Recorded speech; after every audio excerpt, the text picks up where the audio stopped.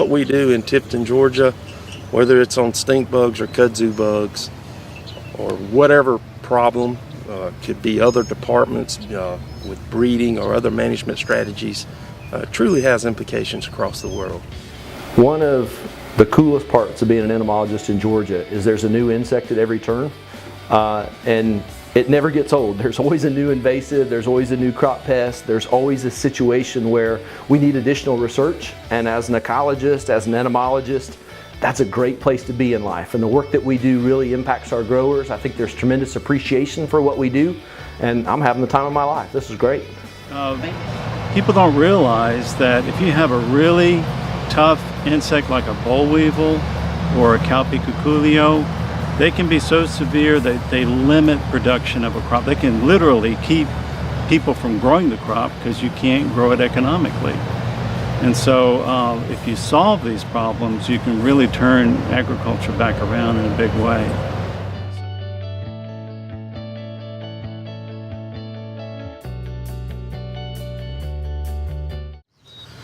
But one of the things I got to help farmers work through, help the industry overcome, was as we reduced the number of sprays in cotton, stink bugs became a more common pest, an economic pest for us, actually a primary pest. So when I think back, just developing thresholds, developing ways to scout, developing management strategies, that was one thing I'll always remember, and I think we had a lot of positive impact on the state of Georgia. Yeah, there's a lot of things that have happened in entomology.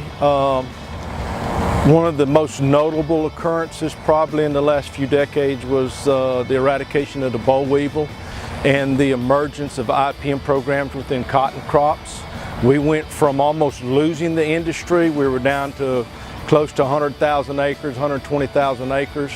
We're over 1 million acres. We were spraying 16 times a season or more. They're spraying now 2 or 3 times a year in many cases. So there's a number of instances like that, but that's probably the most outstanding one, the most notable one. So originally I worked on stink bugs, and that sounds like a pretty simple situation where a stink bug feeds on a boll, but those same stink bugs feed on corn, and they feed on soybeans, and they feed on grain sorghum, and they transmit diseases in each of these different model systems. And so I get to interface with plant pathologists and virologists and different types of scientists in lots of different capacities, and in the end that makes it professionally a lot more exciting because your breadth of scope and the amount of knowledge that you gain to apply to the next problem increases a great deal. Entomology has been important to this station since the station began, really. The early entomologists that were here in Tifton were actually in the USDA unit, and eventually we got state entomologists that were working on the station. But from really the first year, the very first year that they did any kind of an experiment here, which was one of them was with cotton, the very first problem they had was with cotton boll weevil, and so even the non-entomologists had to work with entomology, and they realized the importance of that. Well, that's way back then, and think of all the developments just in that one, with that one insect and that one crop over the many decades, culminating in the late 80s when they started the boll weevil eradication program and got rid of boll weevil from the state of Georgia, and just skyrocketed the acreage of cotton because of removing that one severe insect pest.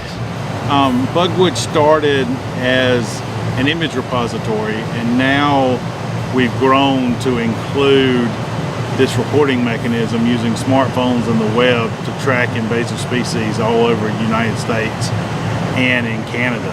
And so we've really become that go-to place for that information, and are working with numerous federal and state governments to be their official database of record for where invasive species are found. Bugwood's always been this combination of entomology and forestry. And Joe LaForest, the other associate director, is in entomology, and then our co-director Mike Tays is in entomology as well. And so we've worked very closely with him on some smartphone apps and other tools focused on cotton insects and stink bugs. Yeah, there's a lot of instances where we deal with new pests, emerging pests or imported pests. You know, a decade, 15, 20 years ago, whitefly was not a problem. It's one of the biggest problems we face today. Resistance management in a variety of insects. Diamondback moth, I've been battling my entire career because of insecticide resistance. As soon as we get a new product, we use it for a few years and then we have resistance to that. So we're back to trying to figure out how to manage that pest.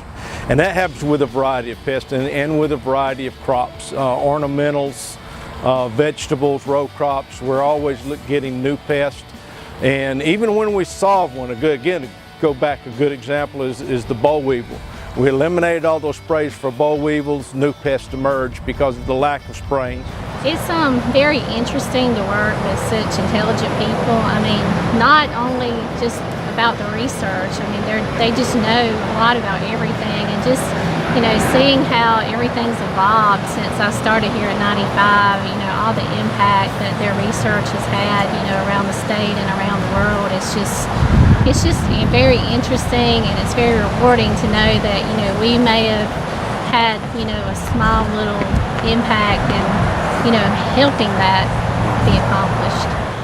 You know, the impact that I know that I was a big part of with peanut research, working with tomato spotted wiltfire, because I saw that from the beginning when we started working with it, and then all the way through. And I worked with great people, and I reckon the best thing about this job has been my office, because I've got the best office in the world, which is, you know, I'd say 80% outside and 20 inside. So I enjoy that part. Well, I think we're one of the best examples of a department around the country that just has tremendous economic impact on our own growers. So agriculture is the biggest industry in Georgia. We've got a group of growers, whether it's in vegetables, whether it's in row crops, whether it's in pastures, that our extension system is as good as, if not the best in the country. Our growers look to the University of Georgia for solutions, and the Department of Entomology is an integral part of that cooperative extension part of the university. And so everything that we do, we've got a built-in audience for. They're hungry for solutions. They're willing to fund new research because they know in the long term it pays off. So the appreciation that our growers have for us, for example, I think is great. That's not that way in other states where they still have a really close tie between extension specialists and county agents and growers. Sometimes it's just an online presence in other states. And here we've got the interpersonal communication. We've got those person-to-person conversations that are always going on. That's a great place to be in life.